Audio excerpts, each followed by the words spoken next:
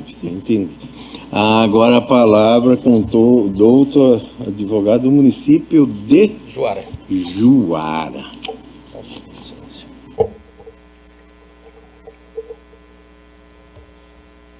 Boa tarde, excelentíssimo senhor presidente dessa sessão, desembargador Luiz Carlos da Costa, desembargador relator Maricono, desembargadora Maria Aparecida Ribeiro. Em nome da presidência, eu saúdo a todos, não sem antes registrar a satisfação de retornar a essa tribuna e na intenção de superar os limites que a linguagem escrita nos impõe, dando voz a esses fundamentos reprimidos do município de Juara e dando vazão a esse sentimento de impotência diante de tantos recursos protelatórios que foram invocados por essa empresa para trazer essa situação até aqui. Me veio à mente aquela célebre frase de William Shakespeare, que diz: há algo de errado no reino da Dinamarca. Ao ouvir as palavras dos colegas que me antecederam, eu tive a sensação de que nós estávamos tratando de outro processo, pois o contexto jurídico não tem absolutamente nenhuma relação com o contexto fático. Como as duas ações foram reunidas para fim de julgamento, e cada uma delas tem as suas particularidades, eu inicio pela ação consignatória e concluo com uma breve observação em relação à ação declaratória.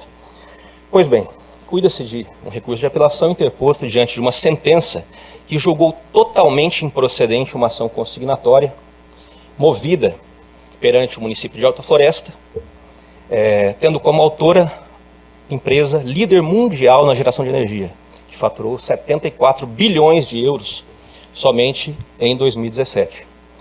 Esta empresa deu início às obras de construção do complexo hidrelétrico do Apiacás em 2013 ou 2014. 2013 e efetivamente 2014. Os estudos preliminares começaram em 2013. A dúvida a que ela se refere surgiu somente em setembro de 2015, quase 2 anos após.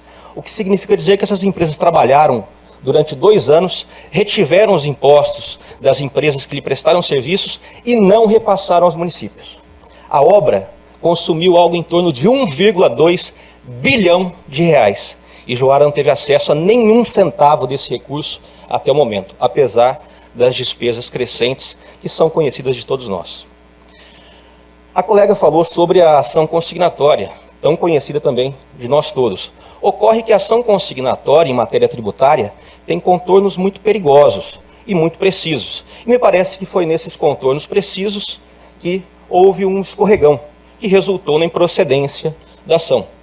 Primeiro ponto, se os depósitos foram feitos com quase 2 anos de atraso, para que eles fossem considerados integrais, seria imprescindível que esses valores viessem acompanhados da multa, sob pena de estabelecer uma desigualdade em relação aos demais contribuintes, desde uma borracharia até um cabeleireiro que paga o imposto em dia, às duras penas. Esse é o primeiro ponto. O segundo ponto, a colega disse que tem 14 milhões depositados nos autos, como se isso fosse uma cifra estrondosa diante da grandeza do empreendimento.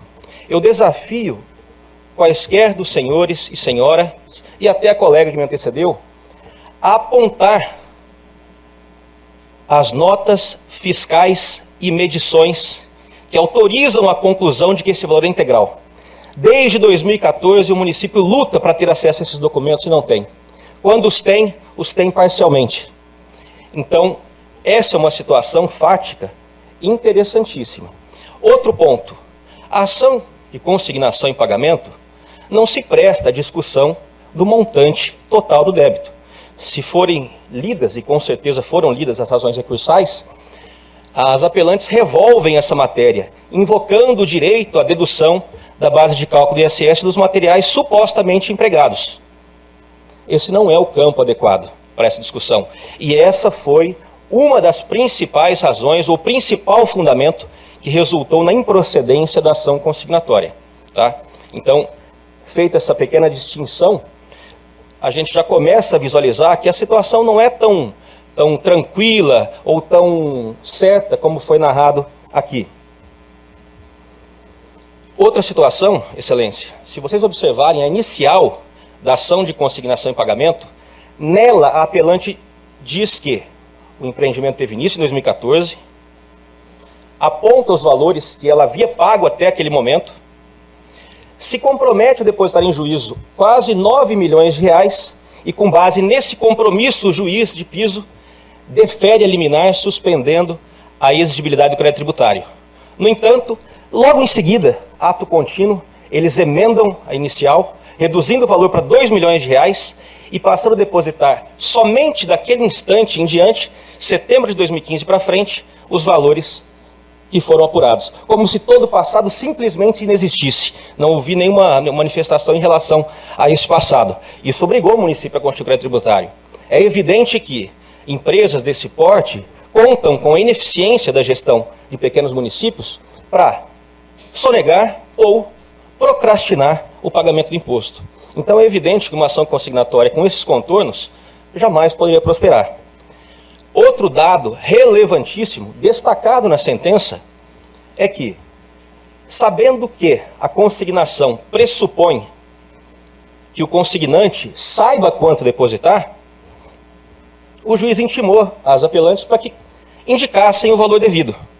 A resposta foi uma eloquente negativa quanto a essa possibilidade de apuração. Eles mesmos, ou elas mesmas, apelantes, reconhecem que não conseguem apurar o valor, a base de cálculo do imposto.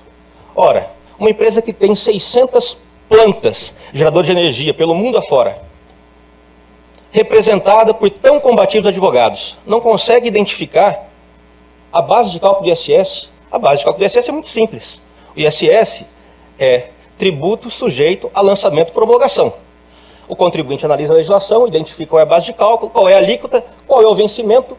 Se tem material a ser deduzido, basta comprovar a dedução e pagar antecipadamente. Isso nunca foi feito. A Alta Floresta não teve acesso a materiais, Juara não teve acesso a esses materiais previamente. Teve, ao longo da ação, parte desses materiais. Essa pretensão de deduzir diretamente quaisquer valores da base de cálculo do imposto não encontra respaldo em lugar nenhum do ordenamento jurídico.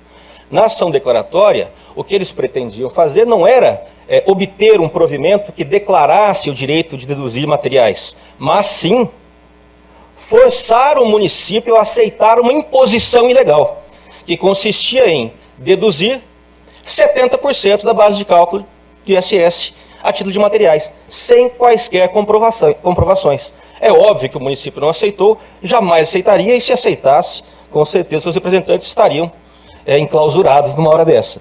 Tá? É uma obra extensa, a maior obra já executada nos limites territoriais de Juara, então é uma situação que trouxe alguma dificuldade no início, e essa dificuldade teve muita ligação com essa predisposição das partes em dificultar. Tá? Caminhando já para o fim, deixa eu só mudar, como eram duas ações, são duas ações, declaratória, está aqui.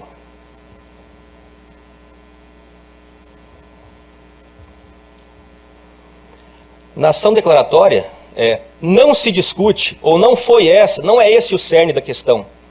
Foi colocado aqui que a matéria seria tranquila, era só dizer, olha, bom, deduz-se ou não deduz-se materiais da base de cálculo do imposto. Não é isso. Essa foi a roupagem que a Quebec utilizou para tentar forçar uma dedução sem quaisquer fundamentos. Tanto é verdade que o município de Juara reconhece o direito à dedução dos materiais, aponta o fundamento legal da sua legislação que permite essa dedução. Agora, a dedução depende da comprovação da aquisição desses materiais, o que é feito através da apresentação de notas fiscais e principalmente das medições do empreendimento, que comprovam se aqueles materiais foram utilizados naquele empreendimento especificamente, pois não é incomum uma empresa adquirir materiais para uso nessa obra e deduzir esse mesmo material em várias outras obras. Isso nunca foi feito. Então, com essas palavras, eu chamo apenas a atenção de Vossas Excelências para que respondam dentro das balizas que o nosso sistema reconhece a improcedência dos argumentos alinhavados aqui pelos dois advogados que me antecederam, os quais eu respeito e admiro, mas a situação não é a que foi posta aqui. Com essas razões eu peço, em razão do adiantado da hora, que sejam desprovidos os recursos apresentados pelas apelantes e que, inclusive, a verba sucumbencial seja majorada em razão de 5 evidências de má-fé que foram demonstradas ao final das contrarrazões. Boa tarde, senhores. Muito obrigado.